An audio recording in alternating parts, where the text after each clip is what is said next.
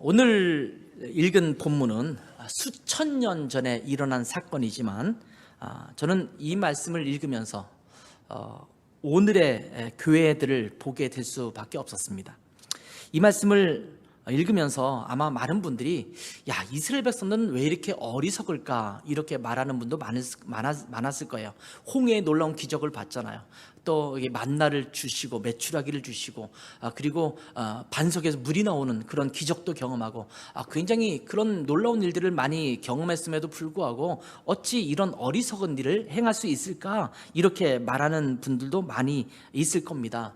근데 저는 이 말씀을 쭉 읽으면서 사실 이 시대를 살아가고 있는 우리의 모습이 별반 다르지 않다라는 것을 보고 있으니까 참 마음이 안타까운 마음이 들었습니다. 그래서 오늘 설교 제목을 고민하다가 금송아지 신앙인가 진짜 신앙인가 이렇게 한번 정해 보았습니다. 가짜 믿음인가 진짜 믿음인가 라고 하는 내용입니다. 여러분 지금 믿음 안에 살고 있죠. 예수님 믿는 그리스도인으로서 살고 있는데 여러분은 지금 가짜 믿음으로 살아가고 있습니까? 아니면 진짜 믿음으로 살아가고 있습니까? 한번 여러분을 한번 진단해 보세요. 우리가 믿고 있는 믿음은 진짜인가를 돌아보게 하는 그런 말씀입니다. 근데 왜 진짜 믿음을 가지고 살아가는 게 우리가 원하는 바인데 왜 우리는 가짜를 만들게 되는 걸까? 이런 고민을 하게 되죠. 사실 오늘 1절에 보면 이런 표현이 나옵니다. 백성이 모세가 산에서 내려옴을 더딤을 보고 모여 백성이 아론에게 이르러 말하되 일어나라 우리를 위하여 우리를 인도할 신을 만들라 이렇게 말씀하고 있습니다. 그렇게 요청하고 있는 거죠. 뭐라고 말한다고요? 우리를 위해서 우리를 인도할 신을 좀 만들어 달라 이렇게 말합니다. 이 소리는 뭐냐면 내가 원하는 바가 있어요. 내가 뜻하는 바가 있고 내 욕망이 있고 내 욕구가 있어요. 내가 원하는 것을 이루기 원한다면 어떤 신이라도 상관없다. 그러니까 그 신을 한번 내게 만들어 달라라는 요청과 같습니다. 자, 모세가 하나님의 부르심을 받아서 시내 산으로 올라가서 상당한 시간이 흘렀어요. 그런데 모세가 내려오지 않습니다. 지금 이 기간을 40일이라고 보거든요. 이 또 돌판을 깨트린 다음에 다시 올라간 다음에도 또 40일 정도 있었다가 내려오는데 첫 번째 모세가 시내산에서 이제 십계명을 받기 위해서 올라갔을 때 40일 정도가 걸렸단 말이에요. 한 달하고 10일 정도가 더 지나간 거죠. 이 짧은 시간은 아닐 것입니다.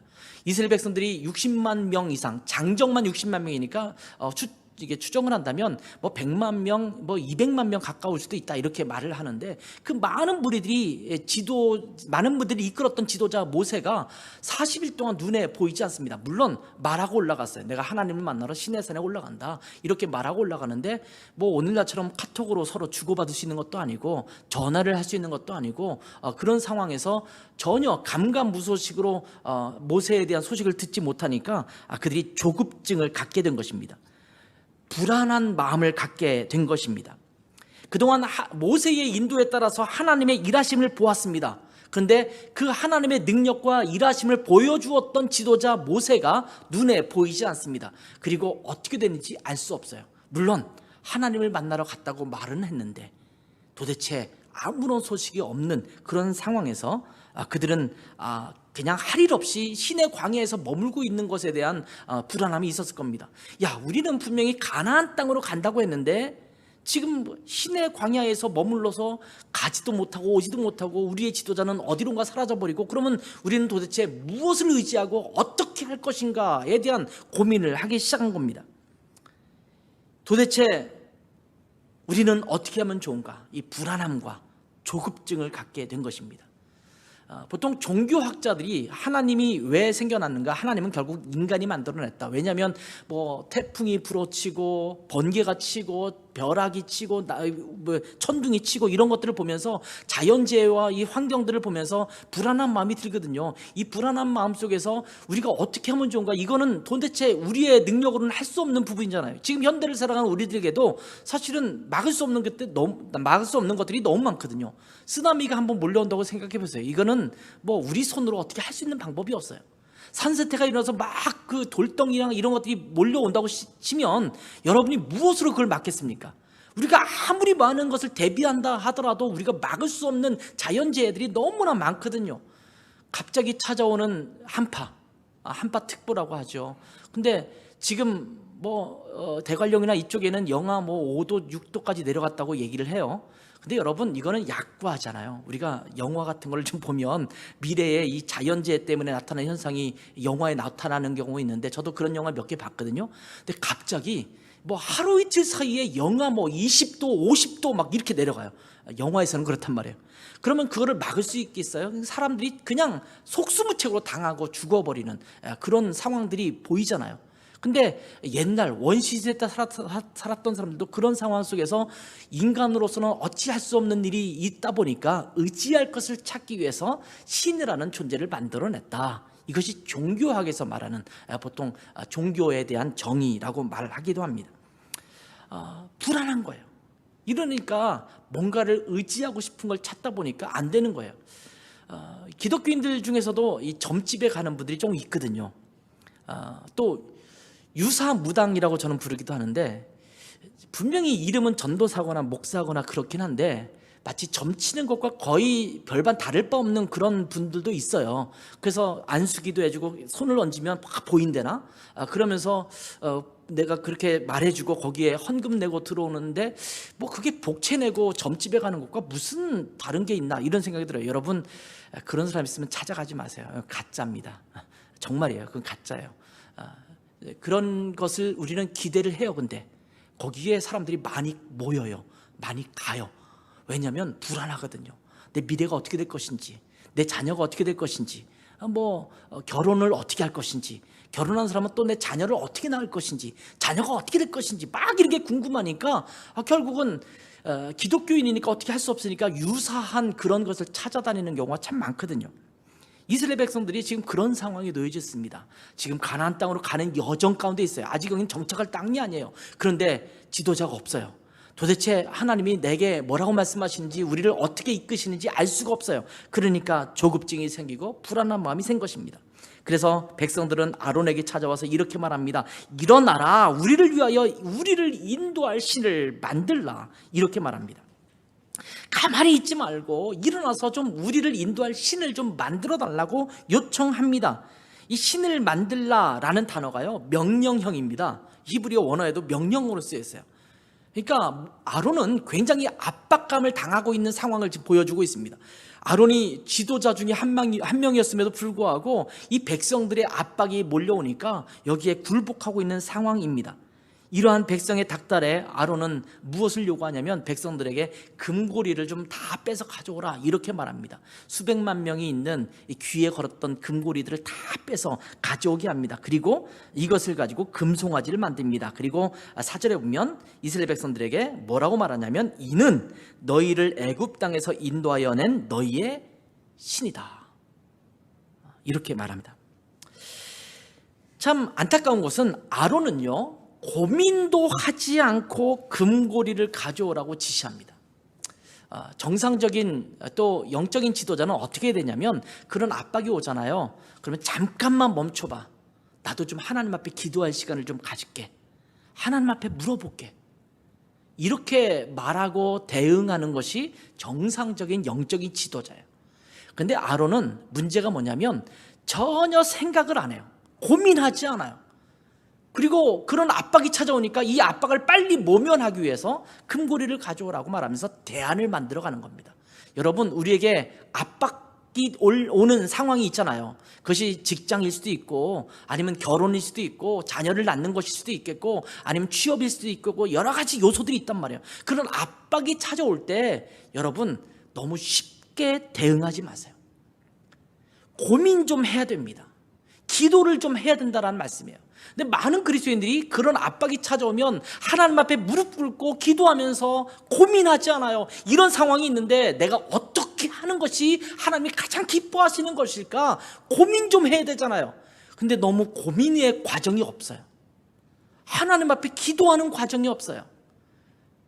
사람들이 내가 좀 기도 좀 해볼게 라고 말하는 상황이 있을 때는 그때는 어떤 때냐면 좀 내가 하고 싶지 않을 때는 그렇게 말을 해요. 누가 뭔가 얘기하면 좀 내가 기도 좀 해볼게요. 이거는 사실은 완곡한 거절이거든요. 지금 내가 당장 안 할 거고 좀 기도해보겠다라는 것은 시간을 좀 벌어보겠다, 내가 생각을 좀 정리해보겠다, 이런 의미가 강할 때도 참 많아요.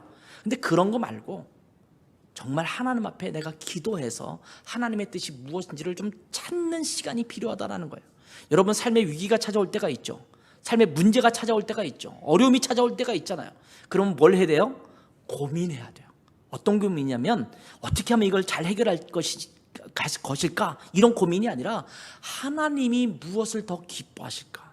하나님이 어떻게 하는 걸 원하실까를 고민해야 돼요. 고민으로 끝나면 안 돼요. 기도의 자리로 나아가야 돼요. 그런데 아론은 고민하지 않고 백성들의 압박에 금고리를 다 가져와라, 이렇게 말했던 겁니다. 아마도 이스라엘 백성들이 수백 년 동안 애굽에, 이집트에 거주하면서 애굽에 있는 여러 신들을 보았을 것입니다. 여러분 인터넷에 한번 찾아보세요. 이집트의 신 찾아보면 굉장히 많은 신의 종류가, 그림까지, 그들이 벽화로 그린 그림들도 많으니까 이 벽화의 그림까지 잘 나타나고 있는 것을 보게 됩니다. 이스라엘 백성들은 애굽 땅에 거하면서 애굽 사람들이 숭배했던 그 굉장히 많은 우상들을 숱하게 보아왔을 것입니다. 그 당시는 우상을 섬기는 제사장들은 상당한 권력자였습니다. 왕과 결탁되어서 상당한 권력을 누리는 자들이 제사장이었습니다. 이거는 고대의 배경으로 한 소설 같은 것을 읽어봐도 그 부분을 명확히 알 수가 있어요. 그는 사실은 애굽만 그런 것도 아니죠. 우리나라도 마찬가지였습니다. 이 고대와 옛날 시대로 가면 이 신과 무당 하여튼 이 종교적인 종교적인 제사장이나 이런 그룹들이 이 정권과 굉장히 유착되어 있는 것들을 종종 보게 되거든요. 그런데 그것이 굉장히 강했던 나라 중에 하나가 또 이집트고 고대 근동 지역에 있는 그런 나라들입니다. 그래서 애굽의 문화에서는 우상을 섬기는 것 자체가 일상의 문화였다는 것을 우리는 쉽게 짐작할 수가 있습니다. 그것을 이스라엘 백성들은 400년 동안 보아왔습니다. 그들이 섬기는 신들과 그들이 행하는 종교적 행사들, 이런 것들을 보았습니다. 아마 금고리를 가지고 금송아지를 만든 것도 애굽에서 섬기는 우상 중에 소의 형상을 가지고 오지 않았을까, 이렇게 거의 정확한 추측이라고 생각되는데 그런 추측이 들어요. 아피스라는 신이 있고 무네비스라는 신이 있어요. 저는 옛날 중고등학교 시절에 아피스 만년필을 썼던 기억이 나는데 기억나십니까? 아피스 만년필이 있어요. 그 아피스가 사실은 황소의 신이거든요. 지금 이게 모니터에 여러분 나가겠지만 이 그림들이 나오죠. 이것이 지금 고대에서 출토된 그런 아피스 신의 형상이거든요. 아마 저와 비슷한 형상을 만들어서 섬기는 그런 상황이 되었을 것입니다. 이제 그런 모든 것들을 봤던 사람들이 뭘 만드냐면 내가 눈에 보이는, 내가 익숙한, 내가 원하는 형상으로 만들어서 그것을 섬기게 된 것입니다. 애굽의 신들을 보면서 거기에 젖어 있던 그 문화 속에서 이렇게 만들어낸 것입니다. 여기에서 하나님이 우리를 어떻게 구별하고 있는가를 전혀 생각지 않습니다. 세상에 흘러가고 있는 우상과 그들의 종교와 그들의 문화를 그대로 들어와서 자기의 신앙으로 삼고 있는 이 혼합주의라고 그러죠. 그렇게 만드는 요소들이 많이 보이는 것을 보게 됩니다. 생각 좀 해야 되는데, 말씀 안에서 좀 생각을 해야 되는데 생각을 하지 않고 하나님을 만든다고 말하면서 금송아지를 만드는 이 어리석은 일들을 행하는 것입니다. 우리도 마찬가지죠. 이 세상을 살아가면서 세상의 흐름에 나도 모르게 젖어서 살 때가 많습니다.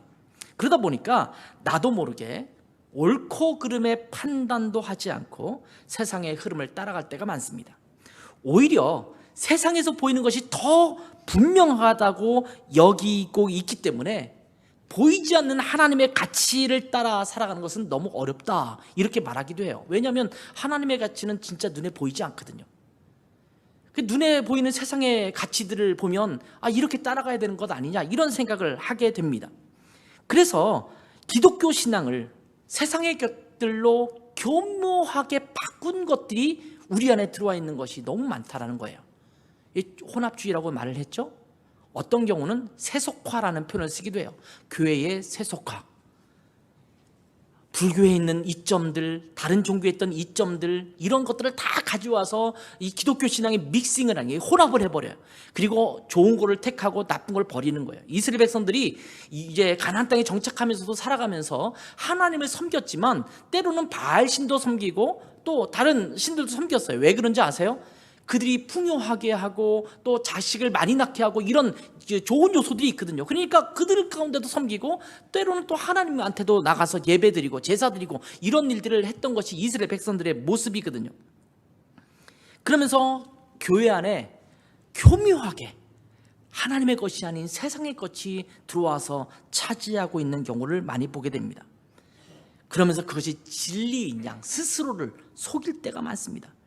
그래서 때로는 진짜 기도가 사라지고 겉으로 보이는 기도만 꽹과리처럼 울릴 때가 많습니다. 진짜 헌신이 사라지고 진짜 예배가 사라지고 진짜 공동체가 사라지고 그 자리에 우리 교회들의 모습 속에서 세상의 모양들로 가짜들로 판이 되는 그런 모습이 너무나 많이 보이는 거예요. 여러분, 우리가 드리는 예배가 진짜 하나님이 기뻐하신 예배일까요? 보통 예배에 어떤 때는 주기도문도 해야 된다, 뭐 사도신경도 외워야 되는 것 아니냐, 아니면 뭐 어떤 교회는 땡 하고 종치고 시작해야 되는 것 아니냐, 아니면 예배는 묵도하시겠습니다 이런 언어로 시작하는 것 아니냐, 뭐 여러 가지 요소들이 있거든요. 여러분, 속지 마세요. 가짜 예배에 속아서는 안 돼요. 진짜 예배, 지금 말하는 그것이 나쁘다라는 표현이 아닙니다. 그것이 마치 진짜 예배인 양 착각하지는 말라는 말씀이에요.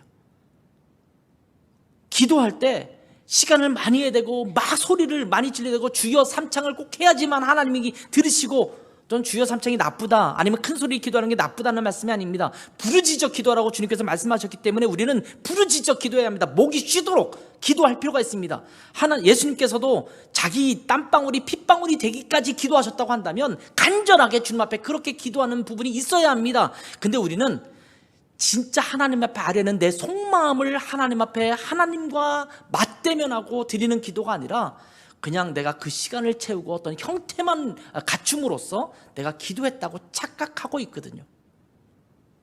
여러분, 가짜들이 그래서 판을 치는 거예요. 정신을 바짝 차리지 않으면 우리의 욕심과 우리의 필요에 따라 진짜 신앙이 아닌 교묘한 유사 기독교를 만들기 쉽다라는 말씀입니다. 더 나아가서 5절에 보면 그 앞에 제단을 쌓고 이에 아론이 공포하여 이르되 내일은 여호와의 절일이니라 이렇게 말하고 있습니다. 송아지를 만들어 놓고 하나님을 섬기는 절기다, 이렇게 예배하는 날이다라고 공포해버립니다. 그리고 그들은 6절에 보면 화목제를 드리고 번제를 드리고 앉아서 먹고 마시며 뛰놀았습니다. 이 장면을 가만히 보면요, 이방인들이 이방 종교를 섬기는 그런 모습과 매우 유사한 모습이 연상됩니다. 여러분, 성경을 쭉 읽다 보면 성막 안에서 하나님 앞에 번제를 드리고 속죄제를 드리고 그럴 때 막 춤추고 뛰놀았다는 장면이 여러분 보입니까? 그런 장면 거의 없어요. 갈멜산에서 기도할 때, 엘리야가 기도할 때 엘리야는 자기 무릎을 꿇고 머리 숙여 하나님 앞에 간절히 기도하고 그렇게 번제를 드리죠. 근데 바알신을 섬기는 사람은 어땠습니까? 거기서 춤추고 난리 부르스를 하잖아요. 막 자기 몸을 찢기도 하고 이러면서 그렇게 하잖아요. 지금 여기에 보이는 모습은 마치 이방신들에게 이방인들이 드리는 모습과 유사한 모습들로 묘사하고 있는 것을 보게 됩니다. 여러분, 기뻐 뛰논다고 바른 신앙이 아닙니다. 내가 좋아한다고, 내가 거기에 심취했다라고 좋은 신앙이 아니고 바른 신앙이 아닙니다. 저는 젊은이들의 그 집회를 오랫동안 한 적이 있어요. 정말 오래전부터 계속 오랫동안 해왔어요. 제가 한국으로 나오기 전까지도 계속 유럽에서도 그런 일을 했었죠. 때로는 1000명 이상이 모이는 젊은이들이 운집해서 함께 말씀도 듣고 그렇게 하는데 찬양 시간이 되면 와, 놀라워요. 어디서 그런 파워가 나오는지 몰라요. 막 들들이 뛰는데, 이거 뭐 서태지와 아이들, 이거 너무 옛날 얘기인가요? BTS 이런 콘서트에서 아이들이 막 방방방방 뜨는 거랑 거의 유사해요. 뭐 다르지 않아요. 그렇게 찬양합니다. 저는 그 찬양이 나쁘다고 하는 것도 아니고 그렇게 뛰노는 게 나쁘다라는 게 아니에요.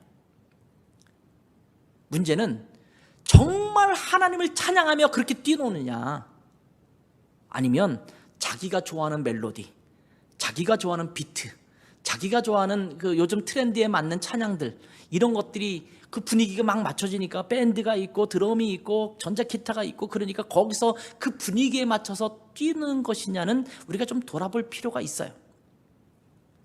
제가 자주 그런 청년들에게도 그런 얘기하는데, 주님 한 분만으로 나는 만족해 하면서 막 뛰어요. 그래서 제가 그런 얘기 했어요. 너 그 가사가 무슨 내용인지 알고 이렇게 방방 뛰는 거냐?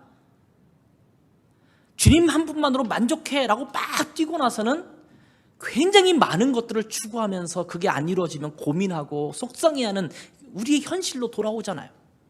현타가 오는 거죠. 현타. 여러분, 가짜 찬양, 가짜 예배에 속지 마세요. 여러분, 진짜 신앙은요, 오히려 나를 좋지 않게 만들 수가 있다는 것을 알아야 돼요. 진짜 신앙은요, 나를 불편하게 만들 수 있습니다. 여러분, 정말 신앙생활 하려면 불편하겠어요? 편하겠어요? 불편해요. 봐요, 여기 와서 앉아 있어야 되잖아요. 예배 드려야 되잖아요. 뭐 교회 가면 이것저것 하라는 것도 많잖아요. 뭐 그런 모습들이 너무나 많아요. 사실은 진짜 신앙은요, 엄청 힘든 것일 수 있어요. 주님은 우리에게 말합니다. 좁은 길로 가라고 말씀하고 있어요. 넓은 길로 가면 찾는 사람이 많은데 아니야, 좁은 길로 가라고 말하고 있어요. 심지어 뭐라고 말씀하시면 자기 십자가를 지고 나를 따르라, 이렇게 말하고 있잖아요. 십자가 지라고 말씀하고 있어요. 십자가는요, 그냥 무거운 걸 말하는 게 아니에요. 십자가는 내가 거기에 달려 죽을 것을 의미하는 거예요.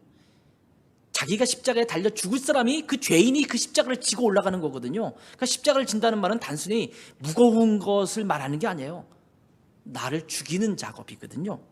이게 진짜 신앙인데, 우리는 그냥 내가 원하는 것을 만들어가는 거예요. 여러분, 예배도 마찬가지죠. 우리가 기뻐하는 예배는 누가 기뻐하느냐, 뭐 그런 말을 하더라고요. 설교는 짧을수록 좋다, 예배도 짧을수록 좋다. 우리가 그것을 향해서 갈 것이냐, 아니면 하나님이 기뻐하시는 예배가 무엇인지를 보고 갈 것인가, 이것을 우리가 고민해야 돼요. 내가 좀 힘들더라도 바르게 가는 믿음이 우리의 믿음입니다. 내가 요구하는 것을 따라서 나를 위한 신을 만드는 것이 아니라, 나를 위한 신앙을 만들어가는 것이 아니라 하나님이 기뻐하시는 신앙을 찾아가는 여러분 되시기 바랍니다. 이러한 이스라엘의 회개한 모습에 하나님께서 진노하십니다. 여러분, 하나님은 가짜에게 진노하시는 하나님이십니다. 이스라엘 백성들이 하나님과 하나님의 말씀을 속히 떠났다라고 말합니다. 8절에 보면 그렇게 말씀하고 있죠. 9절에는 이스라엘 백성을 향해서 목이 뻣뻣한 백성이라고 말합니다. 이 말씀은 무슨 말이냐면, 하나님의 뜻이나 그것에 따라 살려고 하는 이 순종적인 마음이 아니라 나의 생각과 내 뜻대로 굽히지 않는 태도를 말하고 있는 것입니다. 여러분, 40일 동안 모세가 시내산에 머물렀다고 생각한다면, 여러분, 금고리를 빼다가 그것을 가지고 주물로 만들어서 금송아지를 만들고 거기에 또 새겨서 정교하게 새겨서 이렇게 만드는 과정을 생각한다면 어느 정도의 기간 동안 금송아지를 만들었을까요? 그래서 처음에는 좀 기다리고 있었을 거 아니에요. 뭐 하루 이틀 기다리다가 막 이렇게 난리치지는 않았을 것 같아요. 그렇죠? 뭐 며칠 잡아볼까요? 한 10일 잡아볼까요? 10일 정도 잡아서 막 소리 지르기, 10일도 너무하다, 그죠? 한 20일은 기다렸다가 좀 이렇게 보채야 되지 않겠습니까? 뭐 그렇다고 치면, 그리고 나서 아론이 안 되겠다, 좀 금고리를 가져와라, 금고리를 모으는 과정이, 이 수백만 명의 금고리를 모으는 과정이 짧았겠어요? 길었겠죠. 그런 것들을 다 하고 따지겠다고 치면, 모세가 40일 동안 가 있는 동안 지금 이들이 행했던 것은요, 생각보다 굉장히 빠른 시간 안에 기다리지 못하고 이 금송아지를 만들어냈다는 것을 유추할 수가 있습니다. 정말 신속하게 하나님을 떠난 것입니다. 이건 못 참지, 그러면서 그냥 하나님 앞에 반역을 한 것입니다. 인간은 정말 연약하고 부족한 존재임을 우리는 깨닫습니다. 이것이 우리의 모습일 수 있음을 기억해야 합니다. 뭔가 조금 내 마음에 들지 않고 하나님께서 신속하게 내가 원하는 대로 응답하시지 않는다고 생각하면 우리는 곧바로 침체기에 빠집니다. 하나님 도대체 왜 이래? 나 하나님 못 믿겠어. 나를 위한 하나님이 아닌 것 같아. 이런 생각을 하지 않습니까? 그런데 하나님은 이러한 이스라엘 백성들의 모습에 진노하십니다. 여러분, 우리는 하나님이 우리에게 진노한다는 사실도 불편해요. 어떻게 하나님이 사랑이신데 우리한테 진노하시지? 여러분, 근데 이 진노는 우리가 재촉하는 것입니다. 로마서 2장 3절부터 8절을 제가 읽겠습니다. 이런 일을 행하는 자를 판단하고도 같은 일을 행하는 사람아, 내가 하나님의 심판을 피할 줄로 생각하느냐? 혹 내가 하나님의 인자하심이 너를 인도하여 회개하게 하심을 알지 못하여 그의 인자하심과 용납하심과 길이 참으심이 풍성함을 멸시하느냐? 하나님은 길이 참으시는 분이라는 거예요. 길이 참고 계세요. 먼저는 그렇게 참으세요. 다만 5절 보세요. 다만 내 고집과 회개하지 아니한 마음을 따라 진노의 날 곧 하나님의 의로우신 심판이 나타나신 그날에 이 말 진노를 내게 쌓는도다. 이 말은 뭐냐면 하나님은 은혜롭고 자비로워서 오래 참으시지만 그럼에도 불구하고 진노할 수밖에 없는 그 죄악을 너는 자꾸 쌓아가고 있다. 네가 만들어가고 있다. 이렇게 말씀하고 있는 겁니다. 그러면서 6절에 보면 하나님께서 각 사람에게 그 행한 대로 보응하시되 참고 선을 행하여 영광과 존귀와 썩지 아니함을 구하는 자에게는 영생으로 하시고 오직 당을 지어 진리를 따르지 아니하고 불의를 따르는 자에게는 진노와 분노로 하시리라. 이렇게 말씀합니다. 하나님은 진노하기를 원하시는 분이 아니에요. 길이 참습니다. 여러분, 저도 이제 부모지만 우리의 아이들을 야단칠 때가 많아요. 불러다 놓고 야단도 치고 옛날에는 종아리도 때리고 그랬죠. 그러면 그 종아리를 맞는 자식들이 이렇게 생각할지도 몰라요. 우리 엄마 아빠는 맨날 나를 야단만 쳐. 틈만 나면 야단치려고 하는 것 같아. 이렇게 생각할지 모르지만 여러분, 부모님들 한번 잘 생각해 보세요. 자녀를 야단치기 위해서 벼르고 있는 부모가 있을까요? 간혹가다 정신이 조금 이상한 분들은 그럴 수 있겠지만 일반적으로 보면 자녀를 야단치기 원하는 부모는 아무도 없어요. 애들이 너무 착하게 살아요. 막 공부도 열심히 하고 시간도 잘 지키고 하여튼 너무 모범생으로 살아. 그래서 부모가 막 안달이 났어. 저것들 야단쳐야 되는데 너무 착하게 살아, 너무 바르게 살아, 이거는 속상한데 빨리 야단쳐야 되는데, 이런 부모님 있으면 한번 데리고 와보라고 하세요. 그분들은 상담이 필요하신 분들이에요. 대부분 안 그래요. 야단치기를 원하는 부모는 없어요. 근데 왜 야단을 맞을까요? 야단을 치게 될까요? 야단 짓을 하기 때문에 그런 거예요. 물론 그 기준이 서로 또 달라서 갈등이 일어나기도 하지만 하나님이 우리를 야단치기를 원하시고 진노하기를 원하시는 분이 아니에요. 길이 참으시는 분이에요. 참고 또 참는 분이세요. 그런데 인간이 하나님을 반역하고 하나님을 멀리하니까, 너무 속히 떠나니까 하나님이 진노하시는 분이세요. 근데 여러분, 그러한 하나님 앞에 우리가 해야 될 일은 뭐냐면 내가 보기를 원하는 것이 아니라 본질을 찾아가는 믿음을 잘 유지해야 합니다. 우리는 보이지 않으면 때론 보이는 가짜를 만들 때가 많습니다. 때로는 오랫동안 기다려야 되고 때로는 눈에 확실히 보이지 않을 때가 있지만, 그래도 본래의 자리를 잃지 않고 끝까지 믿음의 자리를 지켜나가는 것, 이것이 진짜 믿음입니다. 물론 불안한 마음이 드는 것은 당연한 일입니다. 그렇지만 그러한 때에 믿음을 지켜내는 것, 이것이 진짜 믿음입니다. 그런 진짜 믿음이 우리 가운데 있기를 원합니다. 이런 이스라엘 백성들에게 대한 하나님의 진노 앞에 모세는 이렇게 기도하죠. 하나님, 그렇게 하지 마세요.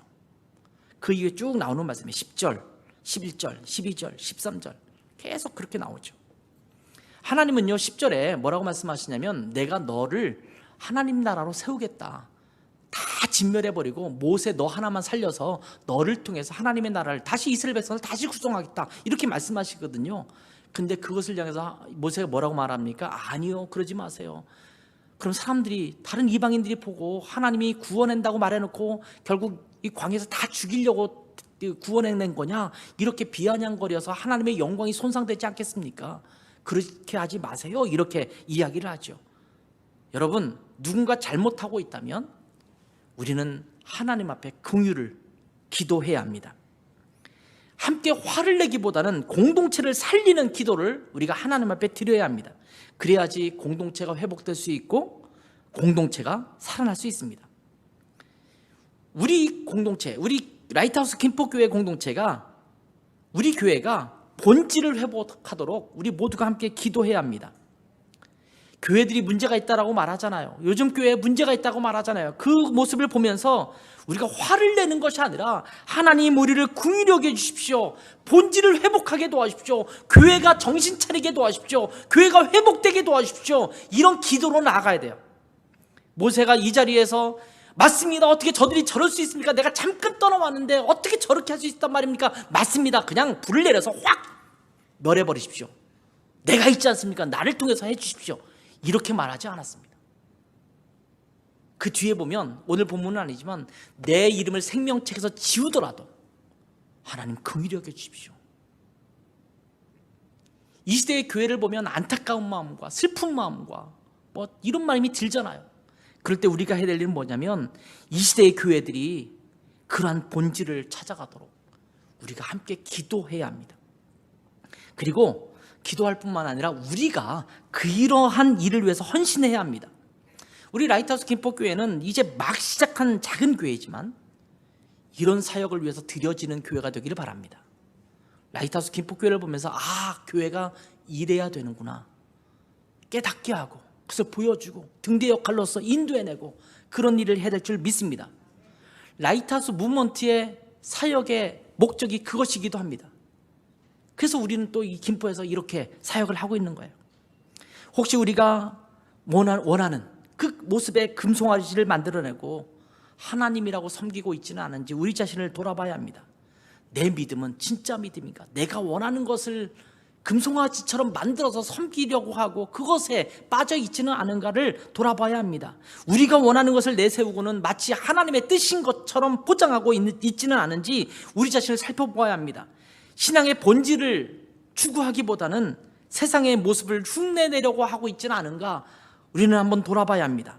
잘못된 부분이 있다면 진솔하게 하나님 앞에 내려놓고 하나님의 긍휼하게 여기심을 간구하고 회복을 위해서 강력하게 기도하는 우리들이 되어야 합니다. 그래야 이 시대의 교회들을 살릴 수가 있고 우리 자신의 어그러진 신앙을 살릴 수가 있습니다. 내가 원하는 것, 내가 보기 원하는 것이 아니라 신앙의 본질을 분명히 따르면서 하나님을 온전히 믿고 따르는 진짜 믿음으로 서는 우리 모든 성도님들, 우리 라이트하우스 김포교회가 되기를 주님의 이름으로 축원합니다. 기도하겠습니다. 하나님 아버지, 가짜를 추구하지 말게 해주시기를 원합니다. 우리의 욕심과 우리의 생각과 우리의 원하는 것에 따라서 금송아지를 만드는 신앙을 갖지 않게 도와주시고 교회를 금송아지로 둔갑시키지 말게 도와주시고 하나님이 정말 원하시는 것이 무엇인지를 참고 기다리면서 어렵고 힘들고 또한 고통스럽더라도 본질을 찾아 하나님이 원하시는 진짜 믿음을 온전히 따라가는 우리 교회와 우리 모든 성도들 될 수 있도록 은혜 베풀어 주시옵소서. 예수님의 이름으로 기도했습니다. 아멘.